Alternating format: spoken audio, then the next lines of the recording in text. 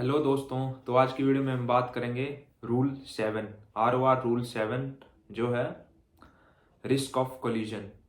तो जो पिछली वीडियो थी हमने उसमें बात करी थी ROR रूल 6 जो है सेफ स्पीड। तो आज की वीडियो में हम याद करेंगे rule 7 that is risk of collision. और उसके बाद फिर हम आगे बढ़ेंगे यानी कि रूल 8 पे जो actions taken to avoid risk of collision. फिर उसके बाद रूल 9 आएगा डेट इज नैरो चैनल। फिर रूल 10 आएगा जो होगा अपना traffic separation scheme that is TSS। तो ऐसे ऐसे करके हम एक एक करके डेली की एक वीडियो में हम उनको याद करते रहेंगे। जैसे मैंने याद करा है वैसे ही आपको भी सारे रूल्स याद हो जाएंगे। तो सबसे पहले हम जो पुराना रूल है यानी कि जो मैंने पिछली वीडियो में आपको बताया था that is rule 6 safe speed, उसको थोड़ा रिवाइज कर लेते हैं। उसके बाद फिर मैं आपको रूल 7 जो रिस्क ऑफ कोलिजन है उसको मैं रिसाइट करके सुनाऊंगा। और उसके बाद फिर मैं आपको टिप्स एंड ट्रिक्स बताऊंगा कि कैसे उस रूल को याद करना है। जो सबसे पहले ये जान लेते हैं कि जो रूल 7 है रिस्क ऑफ कोलिजन उसके 4 पार्ट है। तो वो जो 4 पार्ट है वो सीक्वेंस वाइज आपको याद होने चाहिए। तो आज की वीडियो में हम उसी की बात करेंगे। लेकिन जो प्रीवियस वीडियो थी in that video I told you about rule 6 how to remember rule 6 that is safe speed. उसको थोड़ा रिवाइज कर लेते हैं। तो मैं आपको एक बार रिसाइट करके सुना देता हूँ मोटा मोटा ताकि आपको थोड़ा याद आता रहे। यानी कि जो रूल 6 सेफ स्पीड था उसकी डेफिनेशन क्या थी? Every vessel shall at all times proceed at a safe speed so that she can take proper and effective action to avoid collision and be stopped within the distance appropriate to the prevailing circumstances and conditions। ये थी उसकी definition थी उसकी main. और उसके बाद उसके दो पार्ट थे यानी कि एक था बाय ऑल वेसल्स यानी in determining safe speed the following factor shall be those among taken into account. और उसके दो पार्ट थे, एक बाय ऑल वेसल्स जिसके फिर 6 पॉइंट्स थे और जो दूसरा था वो था by vessels with operational radar यानी कि जिनमें रडार फिटेड हो, उसके फिर 6 पॉइंट थे। तो मैंने उस वीडियो में आपको उनकी ट्रिक्स बताई थी कि कैसे कैसे उन पॉइंट्स को सीरियल वाइज याद करना है। तो एक बार मैं उनको रिवाइज कर देता हूँ। यानी कि फर्स्ट ऑफ ऑल मैं पहले बताऊँ आपको बाय ऑल वेसल्स क्या था? The state of visibility. तो दूसरा पॉइंट क्या था? The traffic dense including the concentration of fishing vessel और एनी अदर वेसल्स। और उसके बाद क्या था? The manoeuvrability of the vessel with special reference to stopping distance and turning ability in prevailing conditions. फिर उसके बाद fourth point at night the presence of background light such as from shore light और from the back scatter of her own light. और उसके बाद next point था the state of wind sea current and proximity to navigation hazards. और जो 6 point था the draft in relation to available depth of the water. तो ये मैंने थोड़ा बहुत आपको समराइज कर दिया है यानी कि कैसे कैसे उनको, यानी कि आप वैसे इनको पढ़ते रहोगे और उस ट्रिक जो मैंने आपको ट्रिक बताई थी SDM इन पुलिस ST उसको ध्यान में रखो और ऐसे ऐसे पॉइंट को बोलते रहो जैसे मैं इनको रिसाइट कर रहा हूँ। अभी बात कर लेते हैं इसके पार्ट 2 की that is additionally by vessels with operational radar. तो मैंने उसकी भी आपको ट्रिक बताई थी। उसकी ट्रिक क्या थी? CC EP और नॉटिकल माइल। तो उसके पॉइंट्स को हम याद कर लेते हैं। जो पहला पॉइंट था वो स्टार्ट होता है C से, the characteristics efficiency and limitations of radar equipment. फिर दूसरा point any constraint imposed by radar range के लिए यूज। और जो तीसरा पॉइंट था that start with E, the उसका क्या था? The effect on radar detection of the sea state weather and other sources of interference. फिर the possibility that small vessels ice और other floating objects may not be detected by radar. फिर जो इसका पांचवा point था वो था the number, location and movement of vessel detected by radar. और जो इसका लास्ट पॉइंट था वो था the more exact assessment of the visibility that may be possible when radar used to determine the range of the vessels और other objects in the vicinity. तो ये इसके 6 पॉइंट। तो होप आपको जो रूल 6 है सेफ स्पीड वो अब तक आपको याद हो गया होगा और मैंने अभी इस वीडियो में आपको रिवाइज भी कर दिया है। तो अब बढ़ते हैं हम रूल 7 पे that is risk of collision. तो सबसे पहले मैं जो रूल 7 है उसको एक बार रिसाइट करके बताऊंगा। उसके बाद फिर आपको यानी कि कैसे कैसे याद करना है वो मैं इस वीडियो में समझाऊंगा। तो जो रूल 7 है that is risk of collision. So every vessel shall use all available means appropriate to the previous circumstance and condition to determine if risk of collision exists. If there is any doubt, such risk shall be deemed to be exist. ये हो गया इसका first point. तो जो इसका दूसरा point है वो थोड़ा डिफिकल्ट है लेकिन बार बार अगर आप उसको याद करोगे तो आपको याद हो जाएगा। जैसे मैंने किया है वैसे ही आपको भी बाय हार्ट हो जाएगा।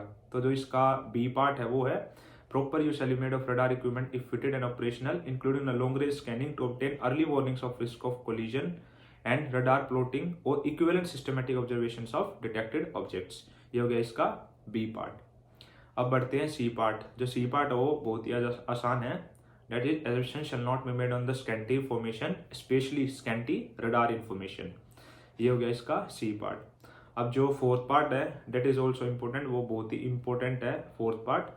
So to determine if risk of collision exists, the following factors those among taken into consideration। तो इसके फिर उसके दो पार्ट है। First is such risk shall be deemed to be exist if compass bearing of an approaching vessel doesn't appreciably change। और इसका दूसरा part है such risk may sometime exist even when the compass bearing change is evident, particularly when approaching a very large vessel or a tow or approaching a vessel at a close range। तो ये हो गया इसका दूसरा part. तो चारों part मैंने आपको रिसाइट करके बता दिए। तो दोस्तों जैसे मैंने इनको याद किया है वैसे ही आपको लाइन वाइज इनको याद करना है। अब बात करते हैं इसको याद कैसे करा। तो जो रूल 7 है रिस्क ऑफ कोलिजन, उसकी डेफिनेशन क्या है?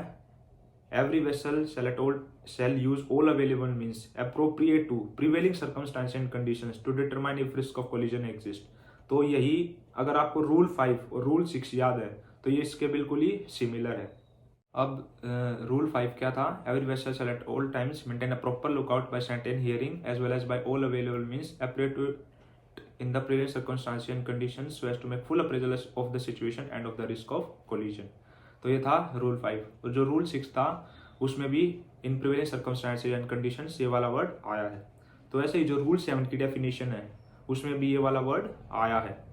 तो दोस्तों अगर आपको रूल 5 एंड रूल 6 याद है तो जो रूल 7 की डेफिनेशंस है वो आपको बहुत ही ईजिली याद हो जाएगी। और अब बात करते हैं इसके बी पार्ट पे। तो इसका जो बी पार्ट है proper use shall be made of radar equipment if fitted. तो इसको पार्ट्स में याद करना है। Proper use shall be made of radar equipment if fitted and operational including the long range scanning of objects to obtain early warnings of risk of collision and radar plotting or equivalent systematic observation of detected objects। तो ये इसको थोड़ा थोड़ा parts में आप याद करोगे, यानी कि एक तो हो गया लॉन्ग रेंज स्कैनिंग जिससे आपको early warnings of risk of collision मिल जाएगा, यानी कि लॉन्ग रेंज स्कैनिंग उसको लार्ज रेंज पे रखेंगे तो आपको अर्ली वार्निंग्स मिल जाएगा रिस्क ऑफ कोलिजन की। और दूसरा रडार प्लॉटिंग, यानी कि आप रडार प्लॉटिंग शीट पे आप उसको प्लॉट करके उससे आप CPA TCPA आप उससे निकाल सकते हो और डिटरमाइन कर सकते हो रिस्क ऑफ कोलिजन एग्जिस्ट और इफ इट डजंट एग्जिस्ट। और तीसरा क्या था? और equivalent systematic observation of detected object, और या आप उसको बाय डे आप उसको क्या कर सकते हो? कोरस्पेंडिंग एस्पेक्ट ऑफ द वेसल उसके आप एस्पेक्ट से देख सकते हो। तो ये हो गया दोस्तों दूसरा पार्ट। तो इसको आप यानी कि थोड़ा थोड़ा पार्ट्स में याद करोगे तो डिवाइड करोगे तो धीरे धीरे आपको याद हो जाएगा। और जो तीसरा part assumption shall not be made on scanty information specially scanty radar information, ये तो बहुत ही आसान है, यानी कि ये तो जितने भी अपने एग्जाम होते हैं उनमें भी आता है। तो ये नॉर्मल डेफिनेशन है, ये तो बाय हार्ट आपको सभी को हो ही गई होगी।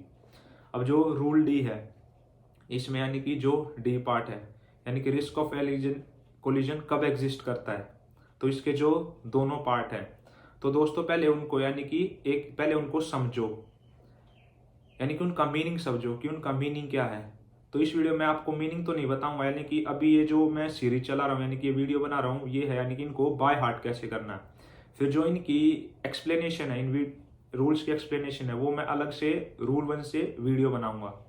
फिर उसमें हर एक रूल को बाय डेप्थ मैं आपको समझाऊंगा कि किस रूल में क्या क्या होता है, क्या कुछ होता है, ताकि आप फिर उनको उनकी एक्सप्लेनेशन पता चले। ये वीडियो उनके लिए ज़्यादा इंपॉर्टेंट होगी जो अभी ट्रेनी है, यानी कि जहाज पे जो अभी ट्रेनिंग कर रहे हैं एज ए कैडेट, तो उनके लिए बहुत ही इंपॉर्टेंट होगी। उनको समझ तो पहले आ चुका, वो पूरी ROR पढ़ चुके हैं, लेकिन उनको बाय हार्ट अभी तक नहीं हुआ है।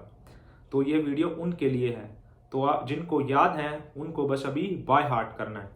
लेकिन जो बच्चे अभी कोर्स कर रहे हैं, कोई भी कोर्स कर DNS का कर रहे हैं या BSc कर रहे हैं, उनके लिए अभी जो एक्सप्लेनेशन है वो मैं अपनी दूसरी वीडियोस में दूंगा, यानी कि मैं उनके लिए अलग से सेपरेट एक सीरीज निकालूंगा जिसमें सारे रूल्स की एक्सप्लेनेशन होगी बाय डेप्थ, यानी कि इन डेप्थ मैं उनकी एक्सप्लेनेशन दूंगा हर एक रूल की, और वहाँ पे भी थोड़ा थोड़ा बताऊंगा कि उनको कैसे याद करना है।